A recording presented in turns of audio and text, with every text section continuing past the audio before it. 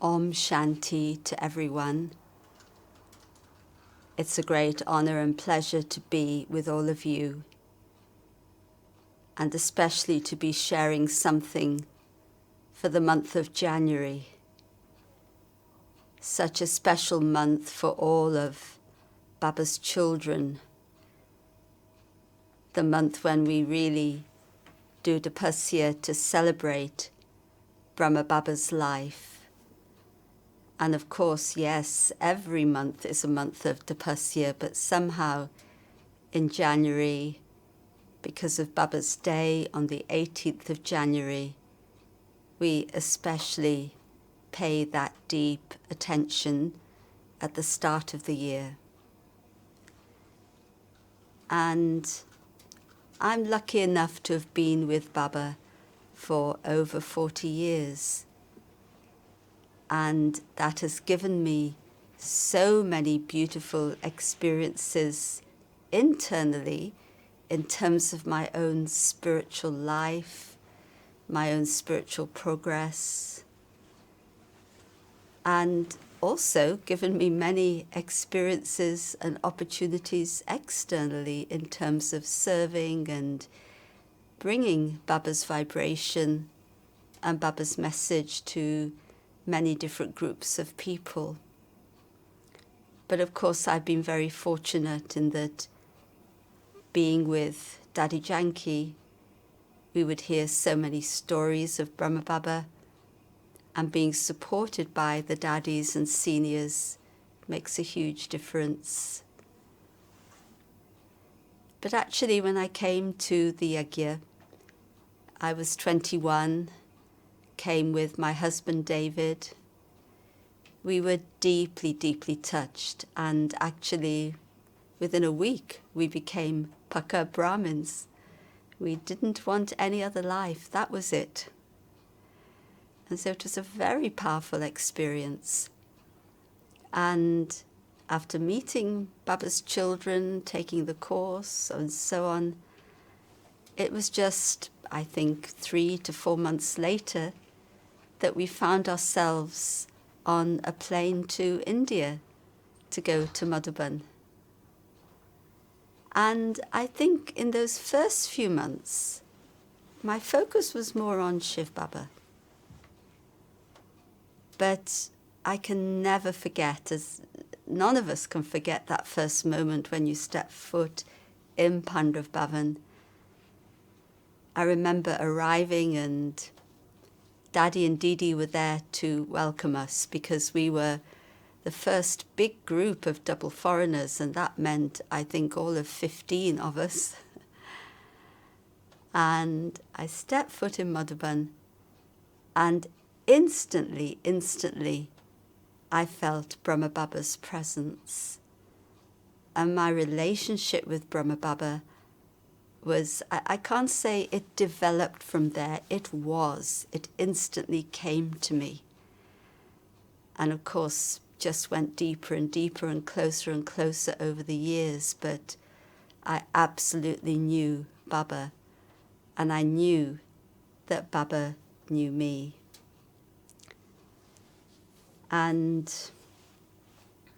I had the feeling that I'm coming into the Yagya, and I'm coming into a great family with such a great heritage. Baba, Mama, the daddies, then the seniors who were looking after us. And then here we were, little ones, and now I've seen many generations after me. But it felt like I was being born into something so precious and so special and so elevated. And of course, as I say, we had many stories from Daddy Janki in particular, but it's your own personal experience that absolutely puts that stamp of being Baba's child, of being there.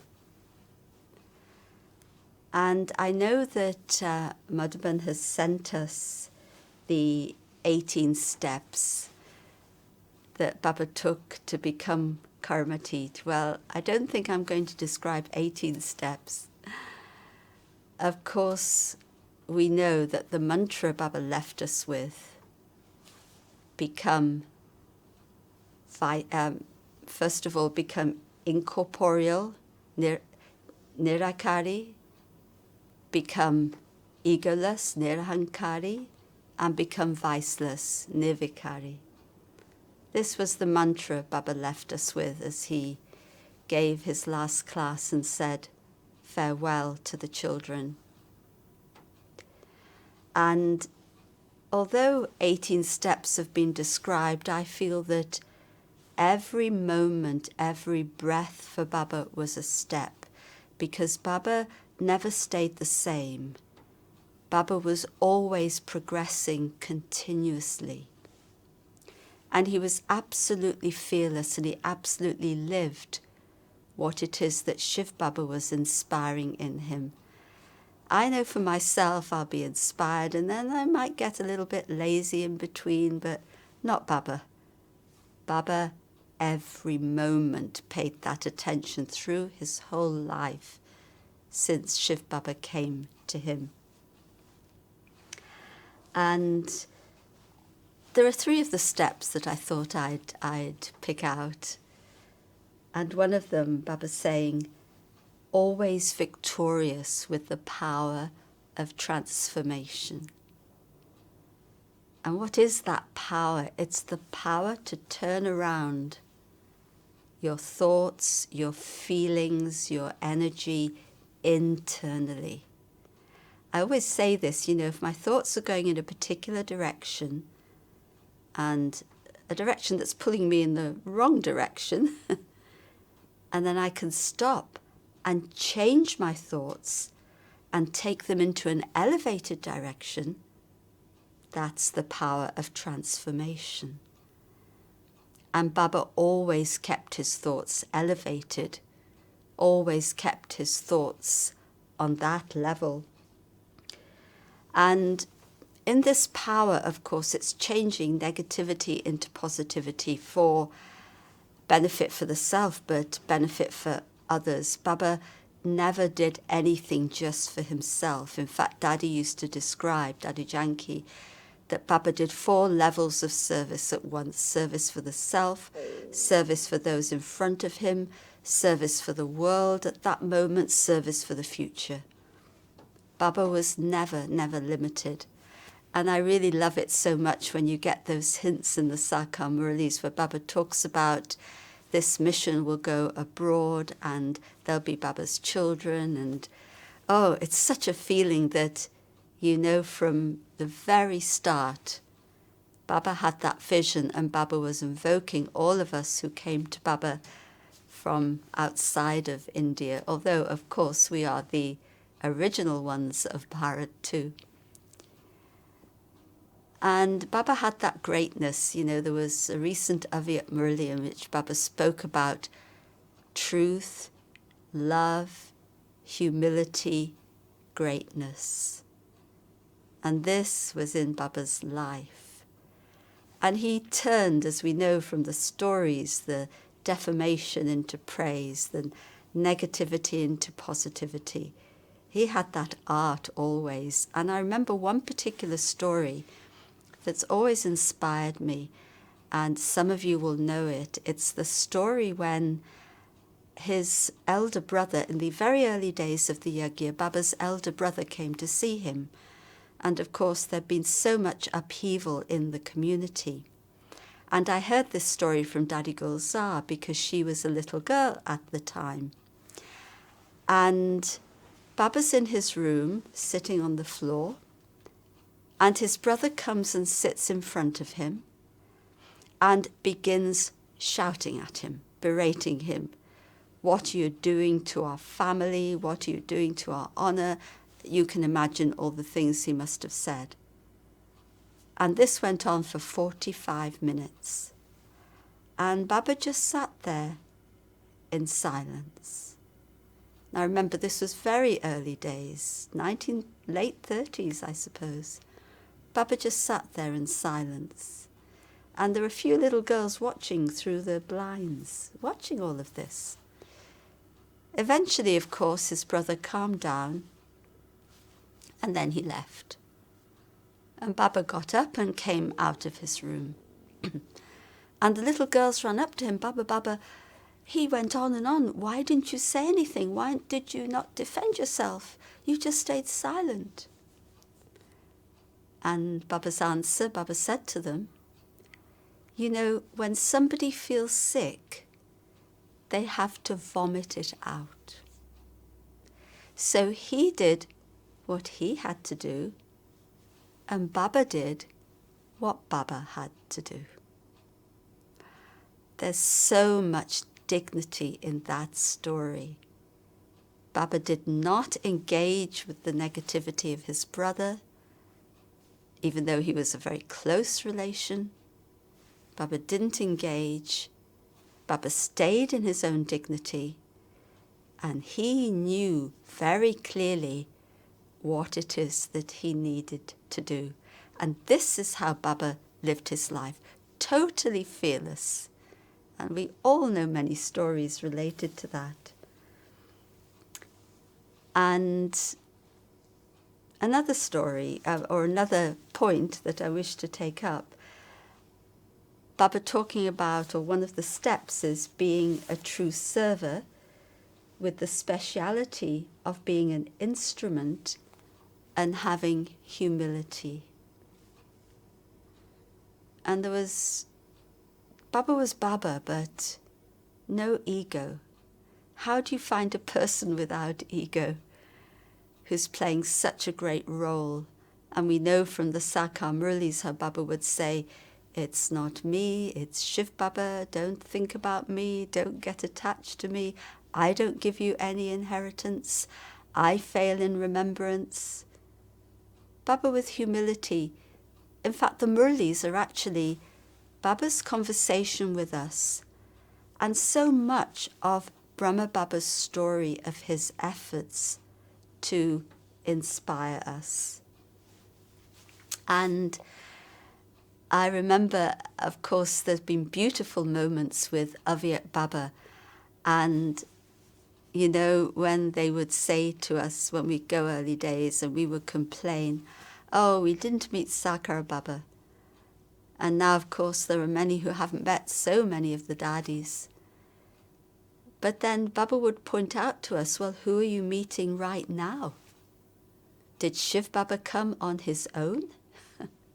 You're in front of Bapdada, Shiv Baba, Brahma Baba.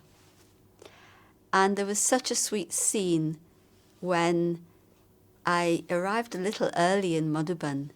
It was January 1977.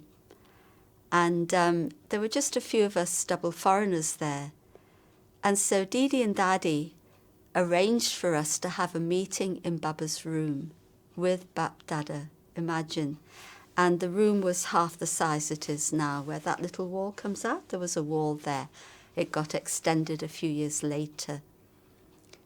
And so we were a very small group, a handful. And Baba sat on a low gaddi, just as you looked at Baba's the translight, just to the left of that. And Baba said a few words. It wasn't really a murli. And then we each came in front of Baba. And, you know, we used to talk with Baba. It wasn't only one-way communication those days. And Baba gave me a big smile, and Baba said to me, you're wearing the crown of responsibility of service. Because that year we'd started a centre from our home and service was happening. And I looked at Baba, I said, Baba, I hope it doesn't fall off. And Baba smiled and he paused. And then Baba said, don't worry, it'll stay. And there'll be more and more and more. And that's true till today. I didn't know what Baba meant at that time. Baba knew my future. But also the beautiful thing in that meeting, after we all met Baba, Baba came off the gaddi to sit on the floor to have a picnic with us. And Didi was saying, oh, look, Baba. And she said to us, you double foreigners have come here to teach Baba movement. And so Baba sat on the floor and Baba had a picnic with us. Well, you would think, God Almighty sitting on the floor? It's family, isn't it? We are part of the family. So the humility, the greatness, the love, so, so beautiful.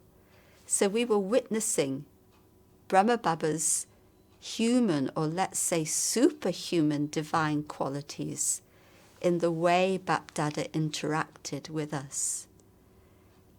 And I think perhaps the third point I wanted to pick up on was do the service of spreading elevated vibrations with a powerful mind. And this is something I've learnt from Daddy Janki, that the most elevated service, Baba says it in the Murli, but the most important service is to create and maintain a powerful atmosphere, because everything comes from that.